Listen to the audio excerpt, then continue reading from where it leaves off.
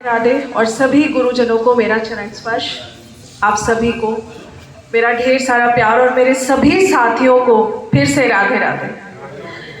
क्योंकि समय हमारे पास कम है, लेकिन मुझे 23 साल का एक्सपीरियंस है इस ज्योतिष में और मैं सीख रही हूँ। मैं अभी भी सीख रही हूँ, क्योंकि ज्योतिष एक ऐसा समुद्र, एक ऐसा सागर है। हम जितनी बार डुबकी लगाएंगे उतनी बार कुछ नया निकल के आएगा, हमें बस उसमें डुबकी लगानी है। तो मैं ज़्यादा समय ना लेते हुए एक बहुत अच्छा सूत्र जो मैं हमेशा जब भी मैं जन्म कुंडली देखती हूँ, और मैं उस सूत्र को जरूर सबसे पहले उसी सूत्र को लगाती हूँ। आप समझिए, मेरा सबसे पहला पॉइंट वो होता है कि अगर मैं जन्म कुंडली देख रही हूँ तो मुझे सबसे पहले वही देखना है। क्योंकि शनिदेव का साल है तो शनिदेव की बात कर लेते हैं, क्योंकि शनिदेव कर्म फलदाता है। और अगर आज हम सब यहाँ पर एक साथ इकट्ठे हुए हैं और हम सब ज्योतिषी हैं, तो कहीं ना कहीं इस ज्योतिष ने हमें चुना है, इसलिए हम ज्योतिष बन पाए हैं। क्योंकि हम कौन होते हैं जो हम ज्योतिष को चुनेंगे। शनिदेव क्योंकि कर्म फलदाता है, तो मैंने देखा है कि शनिदेव हमारी जन्म कुंडलियों में जहां भी बैठे होंगे, तो आप समझिए कि वो हमारी एक डिजायर है कि हमें वो चीज चाहिए। शनिदेव अगर जन्म कुंडली में 7वें भाव में बैठे हैं तो अक्सर कहा जाता है कि शादी होने में डिले है, देरी है। लेकिन सत्य तो यह है कि शादी तो होगी, क्योंकि शनिदेव जिस भी भाव में बैठ गए हैं वो एक डिजायर है। मैं ठीक बोल रही हूँ गुरु जी? ने कहा शनि की दृष्टि के ऊपर कुछ बोला था, तीसरी दृष्टि और 10वीं दृष्टि क्या होती है। तो शनिदेव जहां बैठ गए हैं वो डिजायर तो देंगे, और वो चीज सत्य ये भी है कि हमें मिलेगी। शनिदेव 7वें भाव में मानती हूं कि शादी होने में देरी होगी, लेकिन मिलेगी। क्योंकि शनिदेव कहते हैं कर्म करो तब दूंगा। उस जीवन साथी के साथ कैसे रिश्ते निभाने हैं, आपको जीवन में बहुत कुछ सीखना है, तब दूंगा। ये तो शनिदेव जहां बैठ गए वहां की बात हो गई। अब जैसे भोलेनाथ की तीसरी आंख खुलती है तो प्रलय आ जाता है, वैसे शनिदेव की तीसरी दृष्टि की बात करूंगी और उसके बाद फिर मैं अपनी वाणी को विराम दूंगी। क्योंकि इतने सारे ज्योतिष यहाँ बैठे हैं, जरूर कुछ ना कुछ नया सीखने को मिलेगा हमें। शनिदेव जिस भी भाव में बैठे हैं और जहां उनकी तीसरी दृष्टि पड़ रही है, आप समझिए कि आपको वहां पे बहुत ज्यादा हार्डवर्क करना पड़ेगा, तभी वो चीज आपको पूर्णता प्राप्त होगी। मतलब आपको अपनी तीसरी आंख खोलनी है, आप ऐसे समझ जाइए। शनिदेव अगर आपके पहले भाव में बैठे हैं तो आप समझिए कि अगर आप अपने माता पिता पर डिपेंड है कि वो मुझे कुछ करके दे दे, मैं तभी कुछ करूंगा, तो आप भूल जाइए कि आपका कुछ होने वाला है। चाहे आपके माता पिता कितने बड़े करोड़पति क्यों ना हो, लेकिन शनिदेव अगर पहले भाव में बैठे, आपने अपने लिए हार्डवर्क नहीं किया, तो आप उनके नाम से नहीं जाने जाएंगे, आपको खुद वो कर्म करना पड़ेगा।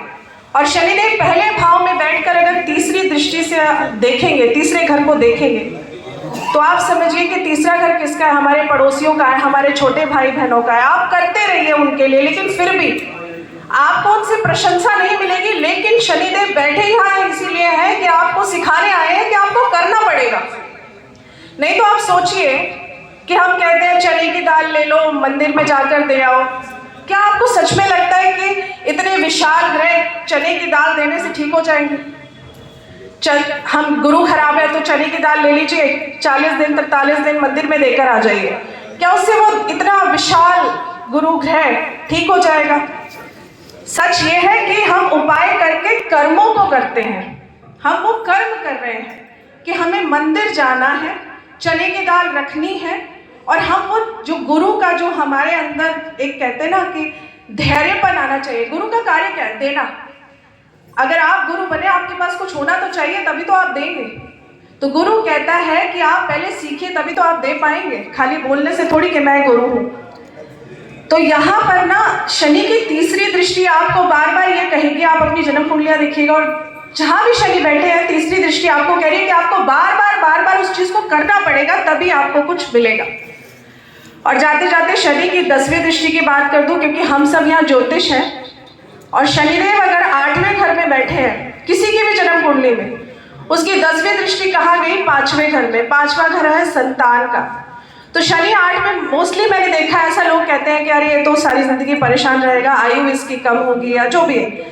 लेकिन सच ये है, जो मेरा एक्सपीरियंस से मैंने जितनी भी जन्म कुंडलियां देखी है, शनि वहां पे आयु कम नहीं, शनि आयु को बढ़ाएगा, क्योंकि शनि ने आपको बहुत कुछ, आपने जो कर्म किए हैं, जो अपनी वाणी से बोला है, किसी के लिए अच्छा किया है या बुरा किया है, वो उसको वापस देगा। क्योंकि शनिदेव की 10वीं दृष्टि 5वें भाव में, अगर आपने किसी के लिए, आप ज्योतिष हैं और आपकी जन्म कुंडली में शनि अष्टम में बैठा और आपने किसी को बोल दिया कि भाई तेरी मृत्यु तो 4 दिन बाद हो जाएगी, चाहे आपको पता है, लेकिन वो जो मन से आपने उसको पीड़ा दे दी ना 4 दिन के लिए, वो आप देखिएगा कि वो शनिदेव अष्टम के बैठ के आपकी उम्र को इतनी, आपकी आयु को लंबा करेंगे कि वही से पीड़ा आप अपनी संतान के लिए भी देखेंगे। तो शनिदेव की 10वीं दृष्टि कहती है कि आप जो भी कर्म करिए बहुत सोच समझ कर करिए। उस जगह अगर आप ज्योतिष है, शनि 8वें में बैठा है, तो ध्यान रखिएगा, किसी को कुछ भी बोलिए बहुत सोच समझ के बोलिए। एक बच्ची ने कि लगन को बलवान होना चाहिए।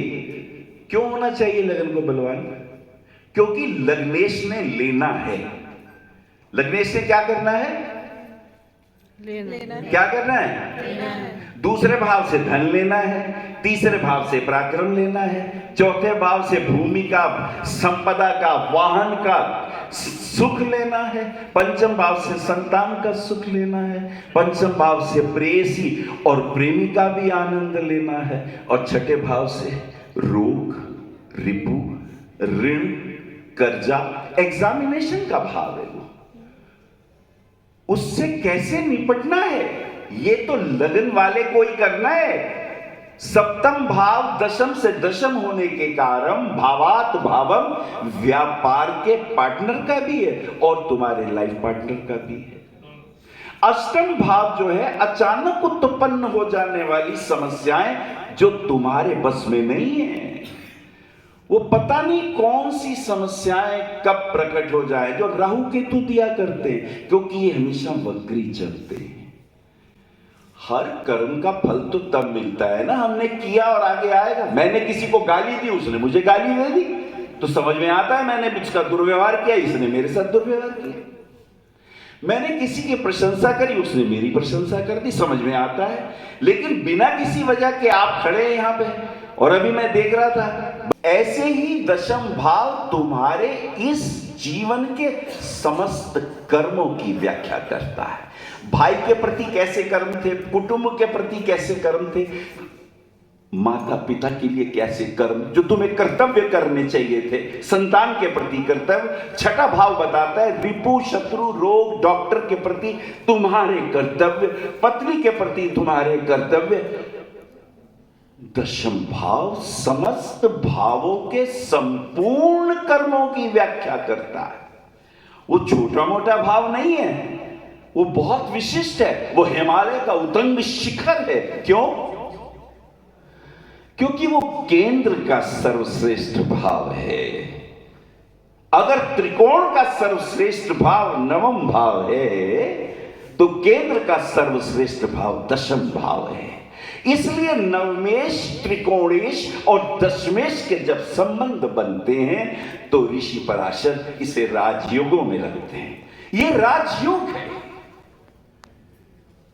दशमेश और नवमेश का मिलन। और अगर आपके पास कोई भी आ जाता है, कहते हैं कि उपाय करने से कुछ होगा या नहीं होगा, तो उसको कहिएगा कि आप कुछ नहीं कर सकते, तो एक छोटी सी पूजा करा लो, कुछ नहीं तो सत्यनारायण का पाठ करा लो घर में। क्योंकि उस सत्यनारायण की पूजा में भी जब एक पंडित जी हमारे घर आएंगे और जब पूजा करेंगे ना, तो उन पूजाओं में इस्तेमाल होने वाली चीजें, और सबसे पहले तो जो पंडित जी आए हैं ना हमारे घर में पूजा करने, वो देव गुरु बृहस्पति का रूप है। तो गुरुदेव हमारे घर में आ गए और जब पूजा पाठ शुरू होगी तो वो 9 के 9 ग्रह कहीं ना कहीं किसी ना किसी रूप में विराजमान हो जाएंगे।